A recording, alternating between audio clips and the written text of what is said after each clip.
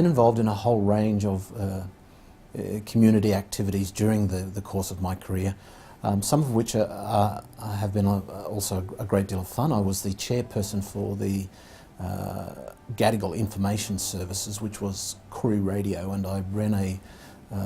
community radio segment on Aboriginal sports during the 90s. I have been involved in running events for the Australian Surfing Lawyers Association. I was the first person in my whole extended family to have completed Year 12, let alone a university degree, and it was a matter of great pride for my whole family that I had achieved a bachelor's degree. It was a quiet celebration with my family and close friends. Personally, very gratifying to receive this award and to have been able to complete that degree and turn it into something which has allowed me now to be at the top level of the legal profession in Australia is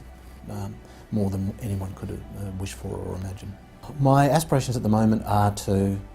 spend as much time as I can managing my practice and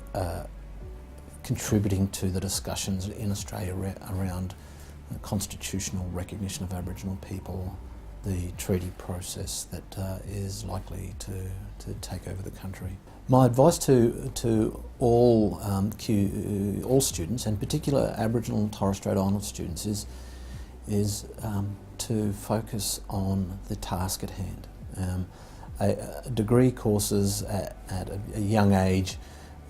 feel like they go on forever, but it seemed to me when I was going through, and it's an observation that I've brought into my practice of law, is that if you concentrate on doing the best you can at each step, then everything else tends to look after itself.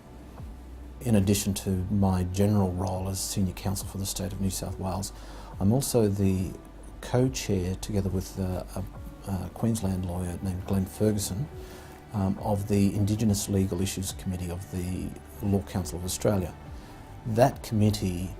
guides and assists the Law Council in finding and developing policy positions,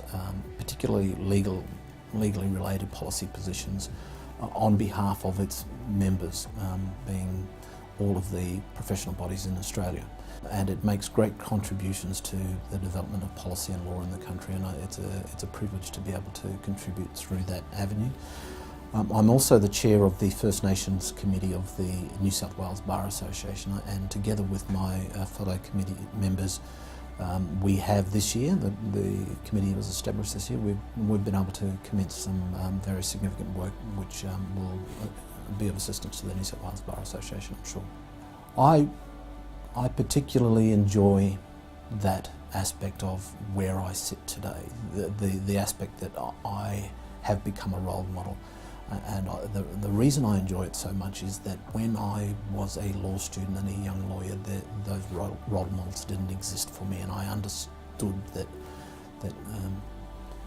other people had role models that they could look up to, and there really weren't any that I could, and I appreciate how important those role models are, because I didn't have them, and so I'm very happy to do that. Young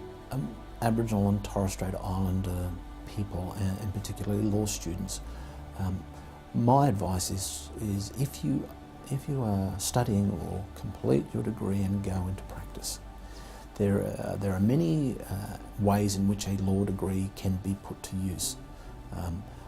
But it seems to me that we are so poorly represented in the number of practitioners throughout Australia that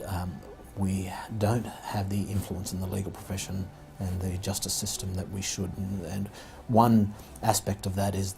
another law graduate from QUT, Nathan Jarrow, was made a district court judge in Queensland earlier this year, and he was the first person to do so, and he is only the second intermediate court judge in Australia.